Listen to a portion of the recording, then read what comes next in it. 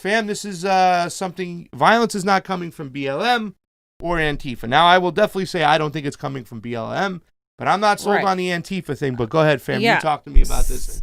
Tell us your take. Okay, so this is a Pasadena driver who ran through a crowd of protesters over here, was speeding away from a demonstration. So let's look at the video because there it is.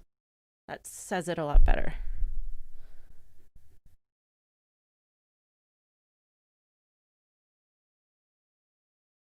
There it is.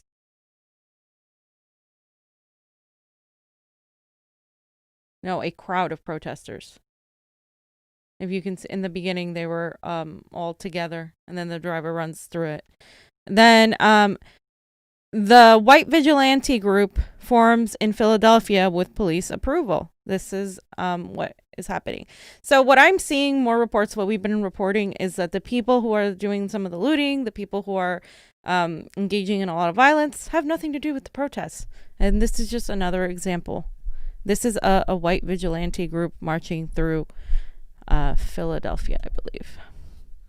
Vigilante group? So you can be a vigilante group if you are making sure, like, if you're taking property, matters into your own hands. Yeah. You're basically policing your town, but you're a vigilante because you're not, like the political vigilante, like Graham. So they're over there making sure they're going to be the opposition to the protests because they think the protests are the violent ones. So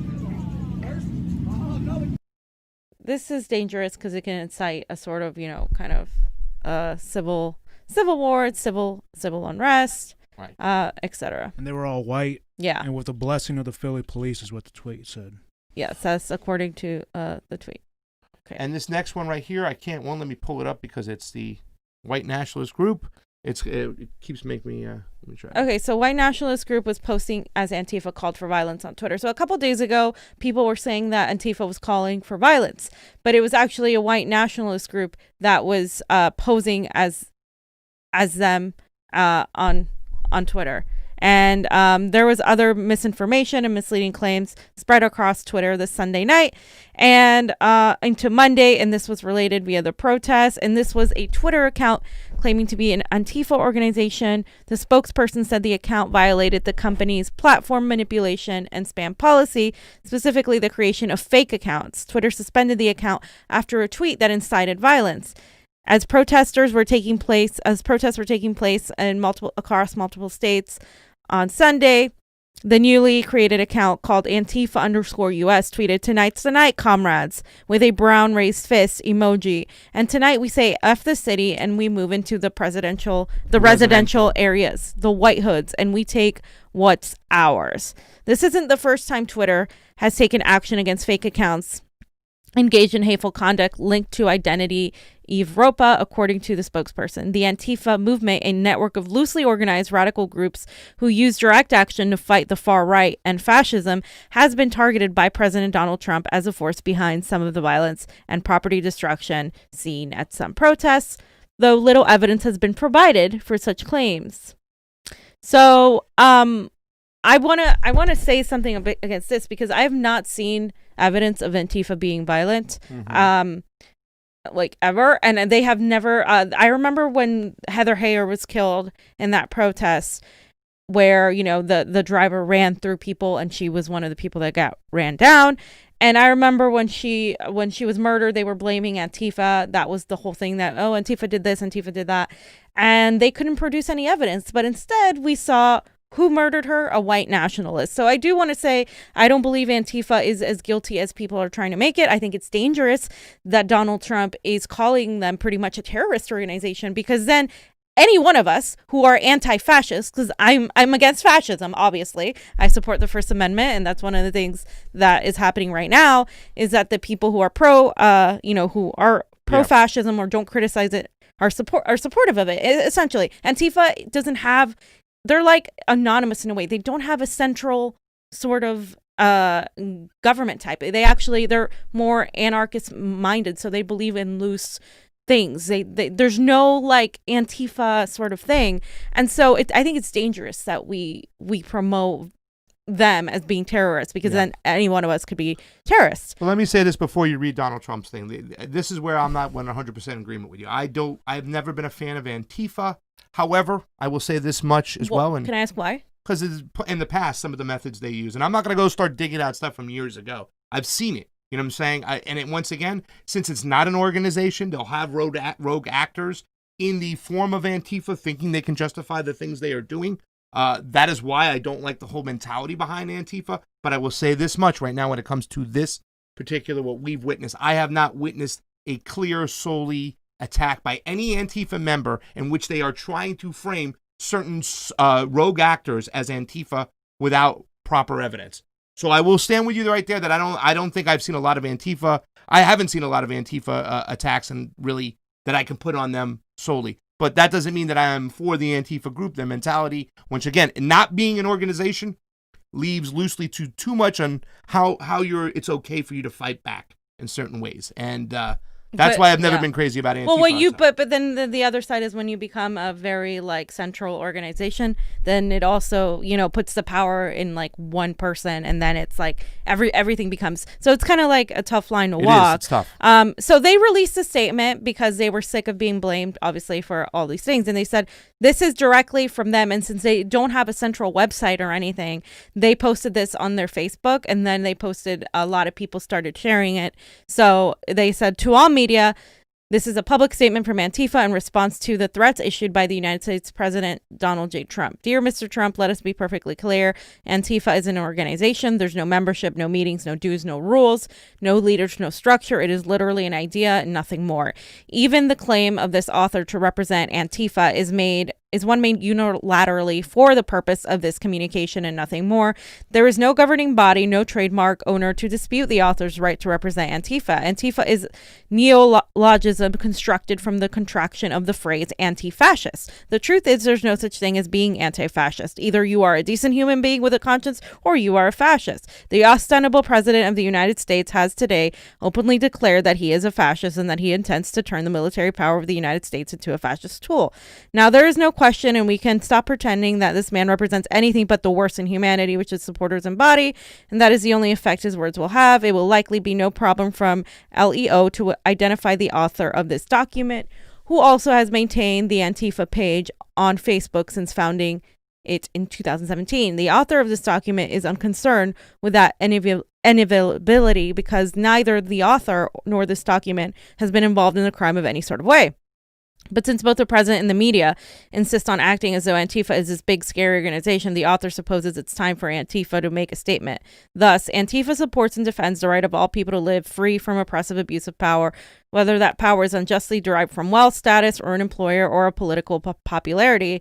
Particularly, Antifa defends and supports the right of the oppressed and marginalized people to protest, march, and engage in civil disobedience in pursuit of justice. While it is never our intent to engage in violent or destructive behavior, we cannot and will not take responsibility for telling people how they are allowed to be righteously outraged. We prefer and encourage nonviolent action.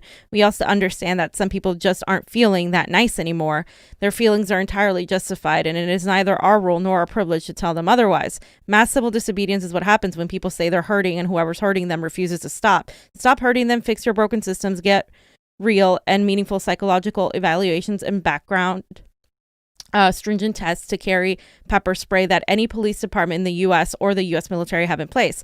As a direct and possibly deliberate consequence, our military and our paramilitary personnel simply cannot be assumed to be fighting in the interests of the people of this country. We've all seen the photos. The destruction and burning and looting is largely the behavior of outsiders, white people taking advantage of the situation, both to enrich themselves by looting under cover of the protests and to provide excuses for uncontrolled fascist elements within our military and police forces as plausible cover for killing more Black, brown, and poor people without fear or sanction. The so-called accelerationists who have committed to ensuring that any time a marginalized community stands up and demands justice, construct a narrative of criminality and destruction that white bigots and affluent oligarchs who benefit from our broken system to validate their bigotry and injustice retroactively. They are successful in this for two reasons: because people like you are easily manipulated in your banal, self-serving ignorance, and because people like you are more than happy to passively aggressively reap the benefits of pretending to believe this destruction is the act of the oppressed. This game has gone on for decades on an endless loop since the very dawn of the civil rights era, and we the people are saying no more. And that President Trump is your solution. No more. Get the dirt out of your law enforcement and your military. Get the dirt out of your government administration. Ideally, resign now and take your VP and your cabinet with you. Nancy Pelosi isn't a great deal of improvement, but she'll only be president for a few months. You can arrest 100 million of us, sir. You would be well advised not to try. If you think that targeting and making an example of the author of this document will get you anywhere, you may rest assured that this author is far more than prepared to allow the real name to be used as a rallying cry for justice and civil disobedience from coast to coast. It is time for you and everyone who thinks like you to understand that whether black, red, brown, white, or any other color, Americans are done living in a nation of empty platitudes or broken promises. Traditionally, this top of document is accompanied by a list of demands. Here are demands: universal single-payer health care without regard for citizenship status, universal basic income with a federal jobs guarantee, under which the federal government belongs the employer of last resort. Involuntary unemployment is a function of profiteering by fascist capitalist oligarchs who are willing to sacrifice the lives of others for their own enrichment. It must end. The abolition of the right to work laws, which do exactly the opposite of ensuring anyone's right to work. Publicly funded higher education, robust and effective social welfare programs to include child care education, employment training and counseling, parenting skills training, and life skills training, including fiscal education. A requirement that function in media, political, and economic literacy to be demonstrated to graduate high school. The creation of a publicly funded nonpartisan media source to serve as a primary source of government coalition or well-known billing communicators, political scientists, and other experts in propaganda to strip all bias from official information before it's broadcast.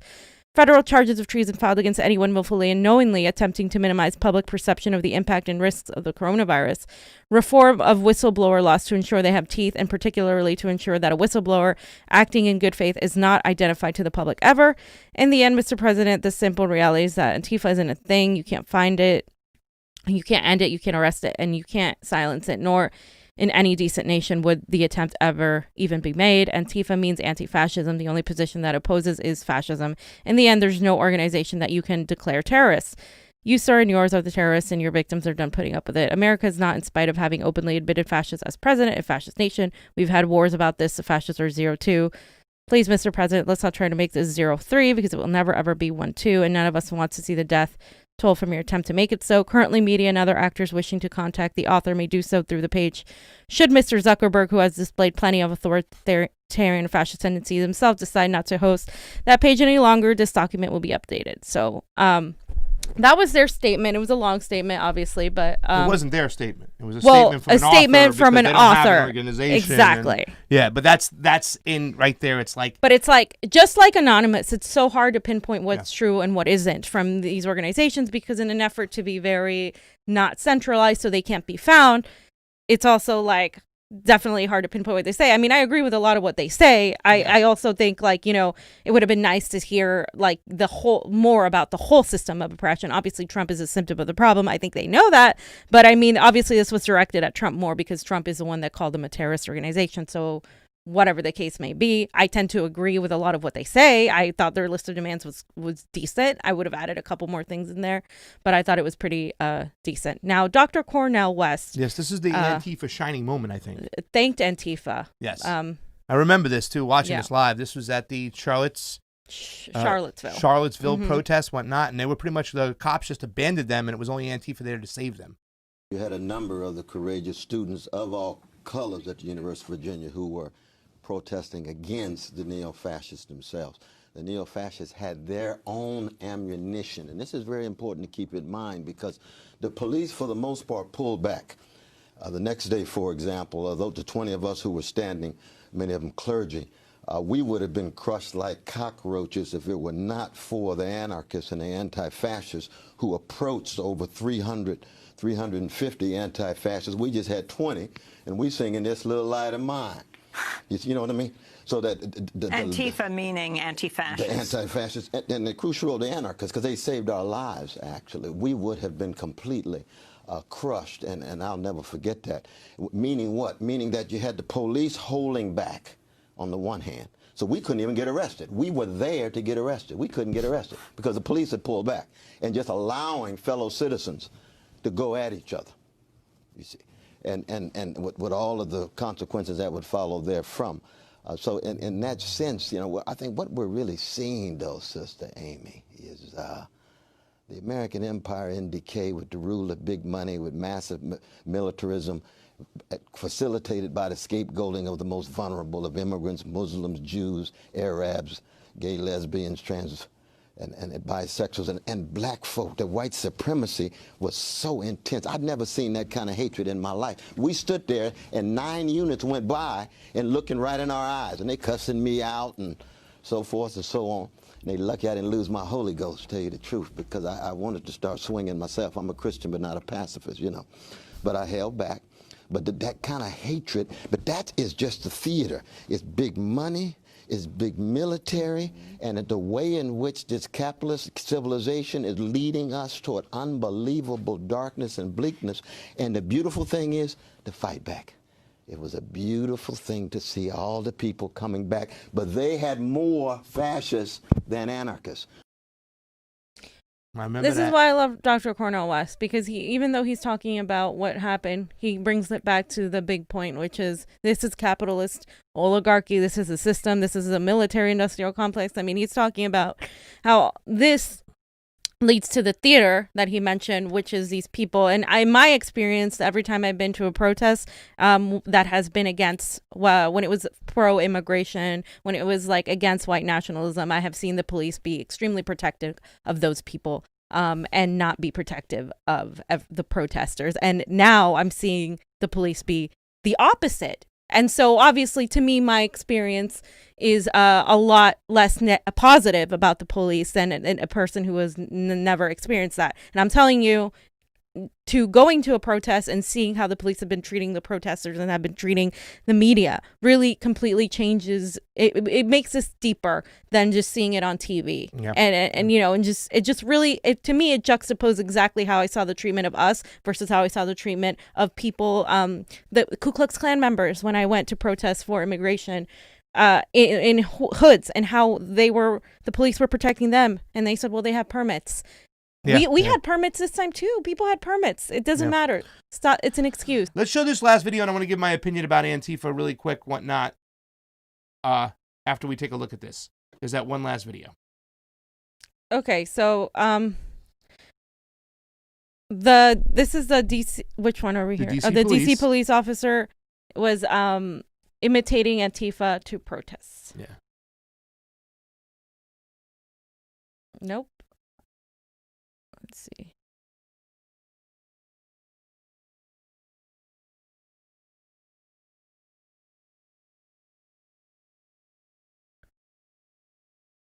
Weird. Okay. All right. Well, you can go ahead and here's my opinion about Antifa, whatnot. As we see that it's no centralized group, it's kind of an ideology just taking hold. However, you know what I'm saying, like Black Lives Matter, like when Martin Luther King had his movements, it was known. There were rules. There's peace only. That's what you promote. And I love everything that Arthur had to say, and what he, except for the part where he said that Nancy Pelosi can only take over for a couple months. I'm not letting that happen. She doesn't go nowhere near the White House, even for a day. Beside the point, what they said was a lot true. But when you leave it that open to interpretation, some people will use tactics that you might not necessarily agree with and really kind of slander the name and the ideology of Antifa. Now, what you read today was very important for people to know, because that pretty much explained it. There is no central organization. We don't send people out to do certain shit. We can't be an organization called a terrorized organization. We're an ideology taking place. Yeah. However, the problem is that some people have taken their own tactics and kind of made them in the name of Antifa. But once again, Antifa is kind of separating themselves right now. So I do, after this show, have a little bit of a different opinion about Antifa, or people who consider themselves part of Antifa. But that in itself lies the problem too, I think, as well. Yeah. When you don't have an organization, people are going to smear your ideology in the name of their tactics, and that's bad. Yeah. So they did it to Anonymous too. There was actually a Twitter made by an account that was anonymous, and they're not the real Anonymous. So I get, but Anonymous is just like Antifa, where you don't know who they are. They're like a loose group of people. We got to speak to Natalie Portman. They don't have anything. We got to ask her. Fam. Shouldn't we speak to Natalie Portman? Say, who's the real Anonymous? Okay, so. He's got the video working. You got it? Okay.